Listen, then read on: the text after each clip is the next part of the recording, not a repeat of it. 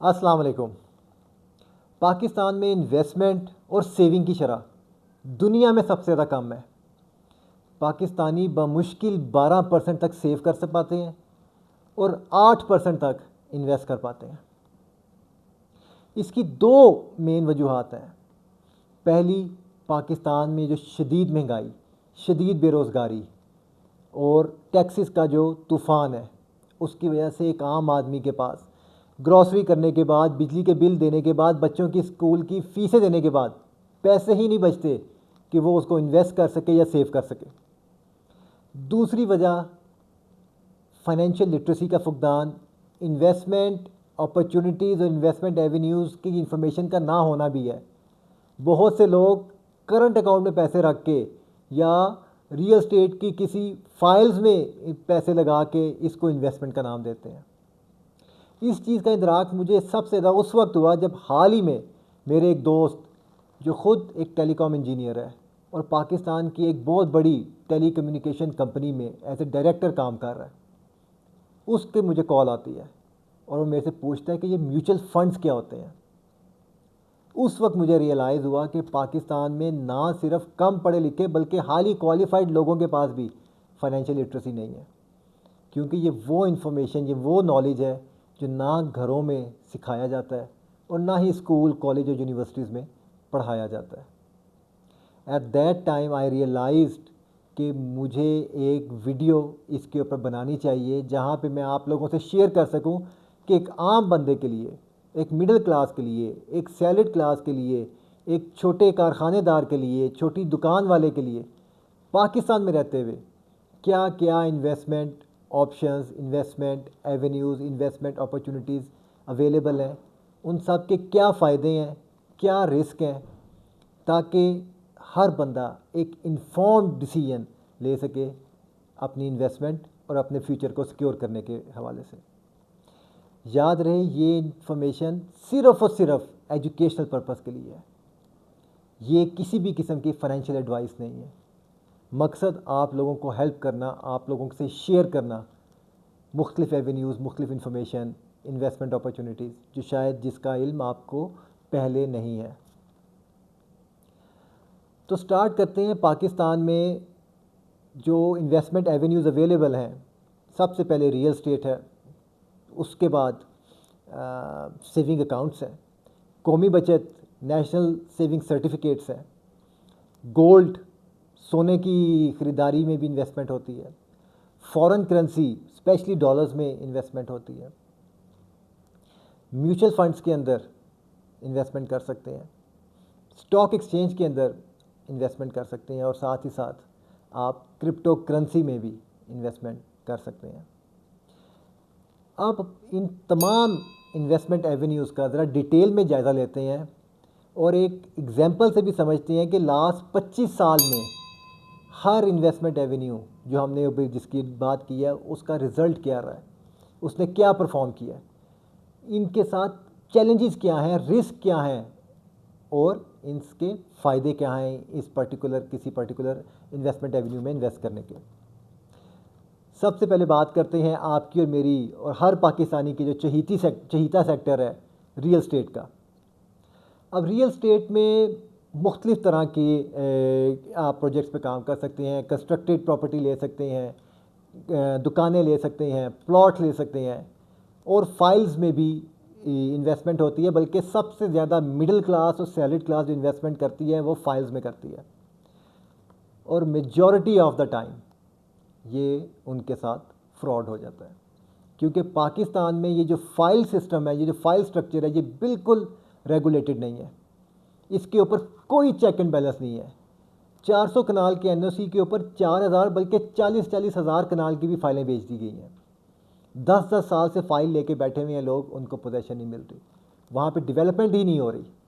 तो फाइल्स को तो मैं बिल्कुल भी investment avenue, investment opportunity consider ही नहीं करता, इसलिए उसके बारे में हम बात ही नहीं करेंगे। स्टार्ट करते हैं कमर्शियल से। अगर लास्ट 25 साल में देखा जाए तो कमर्शियल प्रॉपर्टी ने तकरीबन 15% का रिटर्न दिया है।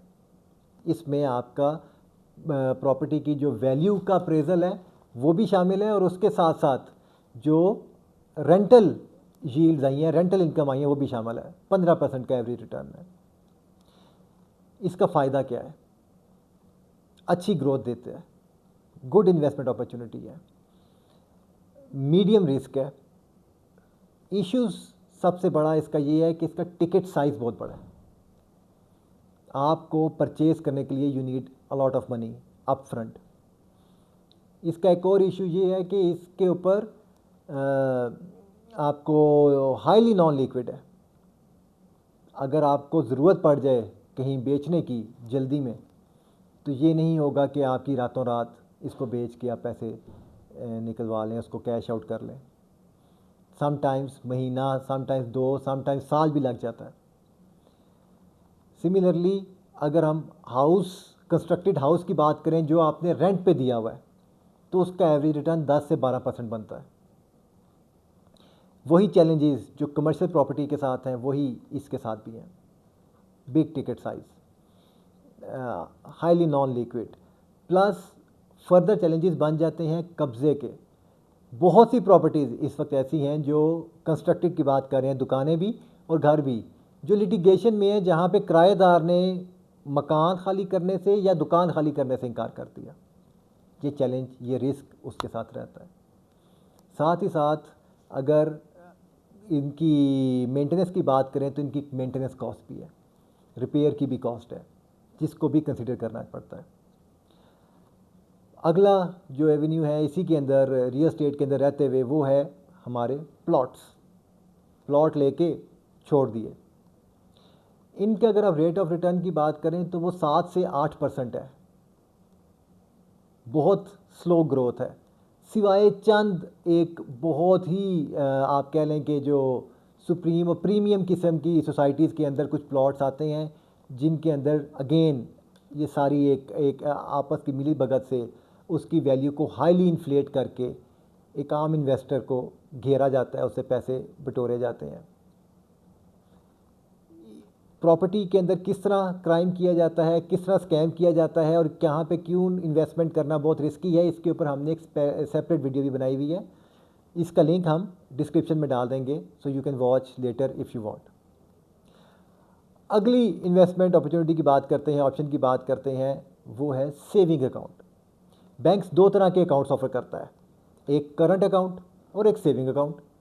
करंट अकाउंट में वो पैसे होते हैं जिसके ऊपर बैंक कोई भी रिटर्न नहीं देता, जबकि सेविंग अकाउंट के अंदर बैंक आपसे, अपने अकाउंट होल्डर से प्रॉफिट या इंटरेस्ट का मार्जिन शेयर करता है।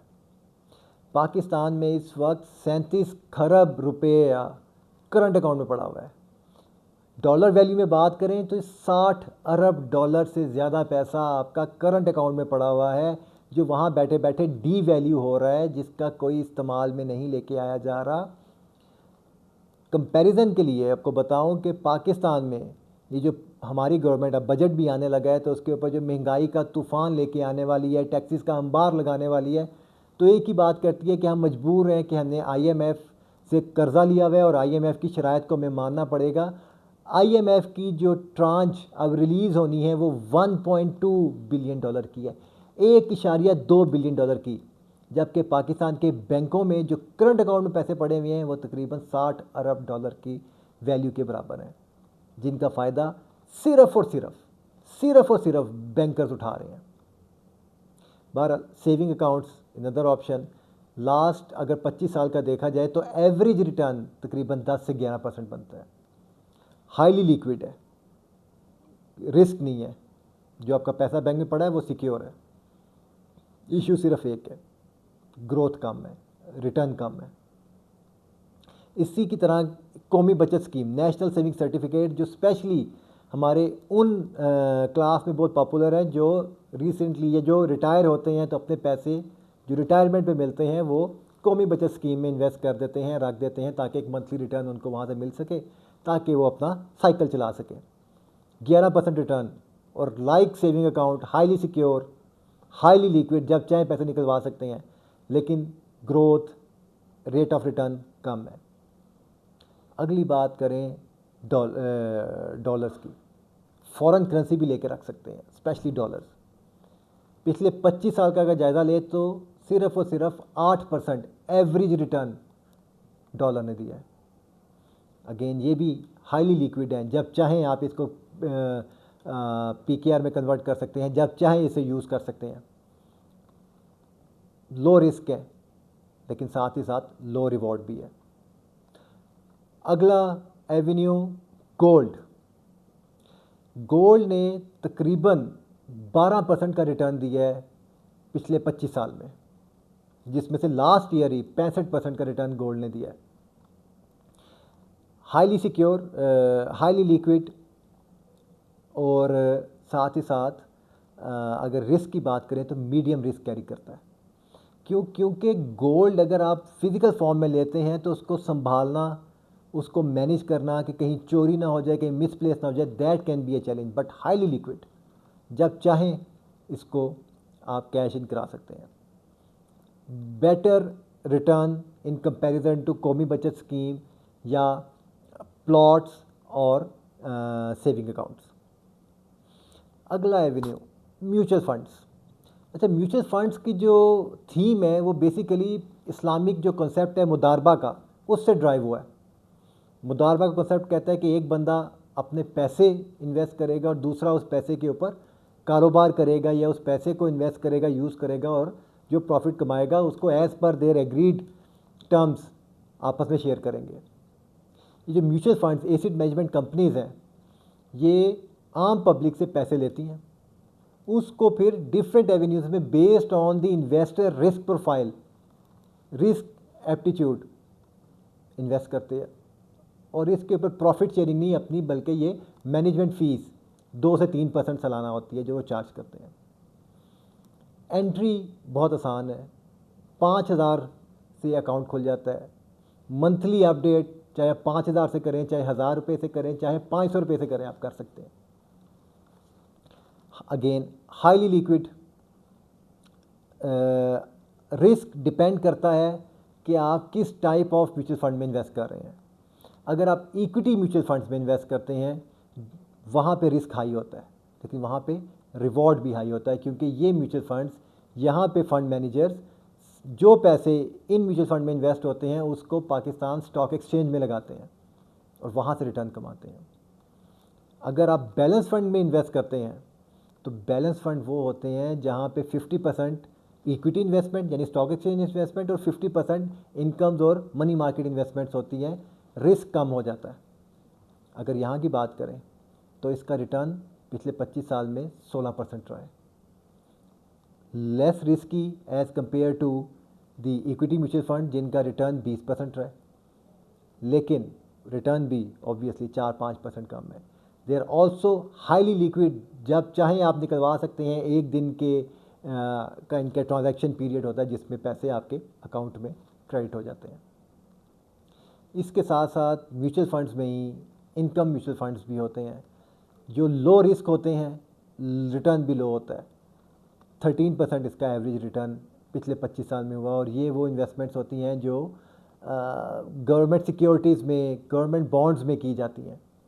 रिटर्न कम होता है, सेविंग अकाउंट से बेहतर होता है, कौमी बजट के रिटर्न से ज़्यादा होता है, प्लॉट के रिटर्न से ज़्यादा होता है, फॉरेन करेंसी डॉलर में इन्वेस्ट करने के रिटर्न से ज़्यादा होता है, लेकिन इक्विटी फंड से कम होता है। और साथ ही साथ एक और म्यूचुअल फंड्स की टाइप है कैश फंड या मनी मार्केट फंड, जो नॉर्मली कुछ पोर्शन सेविंग अकाउंट्स में, कुछ पोर्शन फॉरेन करेंसी में इन्वेस्ट करते हैं। इनका रिटर्न 11% रहा है लास्ट 25 साल में। लो रिस्क, लो रिटर्न, हाईली लिक्विड। और एक और इन्वेस्टमेंट एवेन्यू है जो को पिछले 7-8 साल में बहुत पॉपुलर हुआ है, वो है क्रिप्टो करेंसी। क्रिप्टो करेंसी वो एवेन्यू है जिसने कखपतियों को करोड़पति और करोड़पतियों को कखपति बनाया है। सुपर रिस्की लेकिन सुपर रिवॉर्डिंग। इसका डाटा क्योंकि डिपेंड करता है कि आपने किस टाइम पे इसके अंदर इन्वेस्टमेंट किया है, that is why we are not showing कि इसकी एवरेज रिटर्न क्या रहा है, नॉट इवन प्रमोटिंग। अगर किसी बंदे ने करना है तो अपने रिस्क के ऊपर but I would recommend not more than 5% of your portfolio, investment portfolio आप क्रिप्टो करेंसी में इन्वेस्ट करें। अच्छा, आप लोग सोच रहे होंगे, हाँ एक एवेन्यू तो हम भूल ही गए, स्टॉक एक्सचेंज, जो कि अब लोगों में अवेयरनेस आना शुरू हुई है।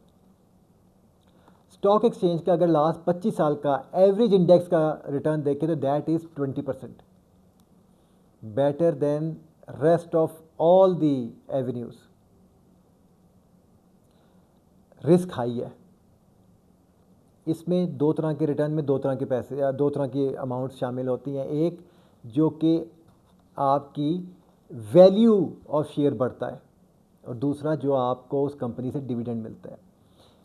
स्टॉक एक्सचेंज में इन्वेस्टमेंट का मकसद मतलब होता है कि आप उस जिस कंपनी के शेयर ले रहे हैं उस कंपनी में हिस्सेदारी कर रहे हैं, उसके पार्टनर बन रहे हैं उस वैल्यू के जितनी वैल्यू की आपने इन्वेस्टमेंट की है। High risk high reward. अच्छा, आप सब एक चीज़ आप सोच रहे होंगे कि ये जो रिटर्न की परसेंटेजेस बताई हैं 25 साल में एवरेज 11%, 12%, 14%, ये तो कुछ भी नहीं है, लेकिन ये एवरेज रिटर्न्स आपको बताए हैं। इसको मज़ीद समझने के लिए एक एग्जांपल का सहारा लेते हैं। फ़र्ज़ करें हमारे पास 1 लाख रुपया था, जो 25 साल पहले हमने इन तमाम एवेन्यूज़ में इन्वेस्ट किया।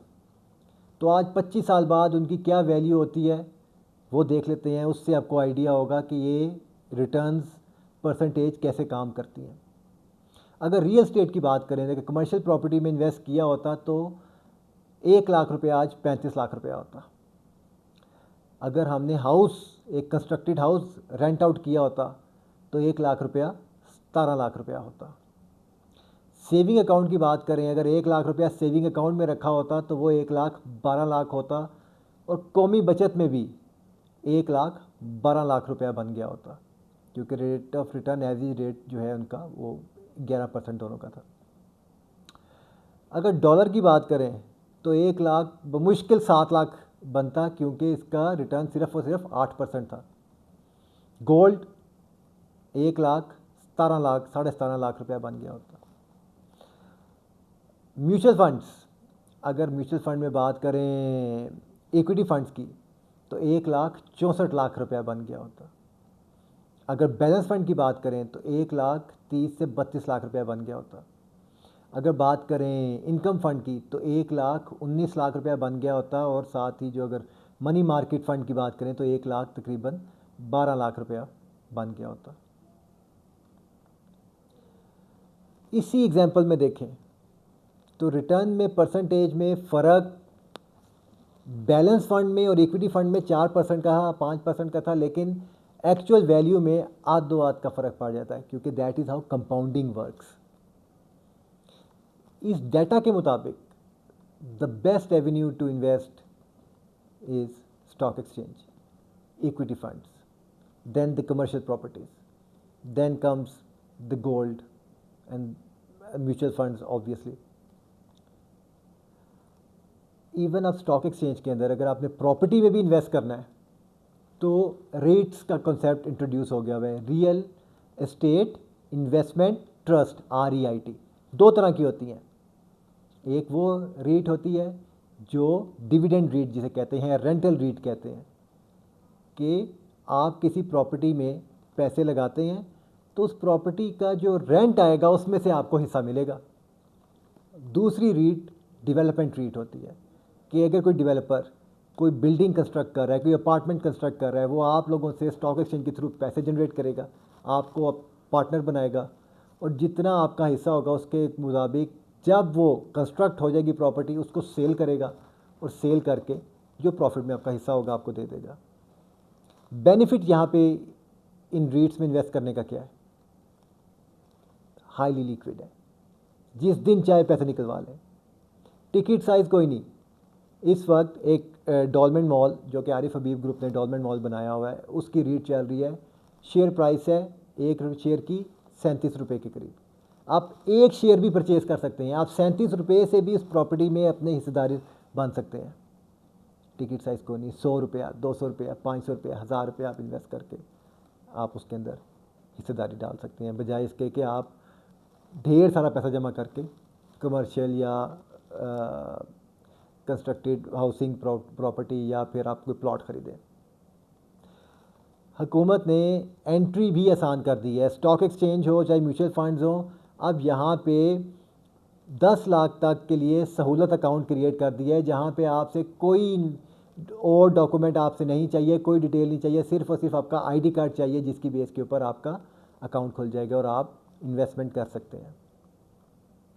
ये डिफरेंट ऑप्शंस हैं, आप ख़ुद इनको एवेल्यूएट करें, ख़ुद देखें, ख़ुद समझें और फिर डिसीजन लें कि आपको किस प्रॉपर्टी में, आपको किस एवेन्यू में, आपको किस फोरम में इन्वेस्ट करना चाहिए, कितना इन्वेस्ट करना चाहिए, कैसे अपना पोर्टफोलियो डिज़ाइन करना चाहिए। मकसद सिर्फ़ और सिर्फ आप तक ये इन्फॉर्मेशन पहुंचाना था, आप लोगों को इनेबल करना था, ताकि कल को आप आगे ये इन्फॉर्मेशन दूसरों तक फैलाएं। इस वीडियो को बेशक शेयर ना करें, लेकिन अगर इस वीडियो से आपने कुछ सीखा है तो उस नॉलेज को ज़रूर अपने दोस्तों से, अपने रिश्तेदारों से, अपने एक्वेंटेंस से शेयर करें, ताकि नॉलेज ट्रांसफ़र हो। क्योंकि हमारे नबी पाक सल्लल्लाहु अलैहि वसल्लम का भी बयान है कि तुम में से बेहतरीन वो है जिसने जो कुछ सीखा उसको दूसरों तक पहुंचाया। Thank you.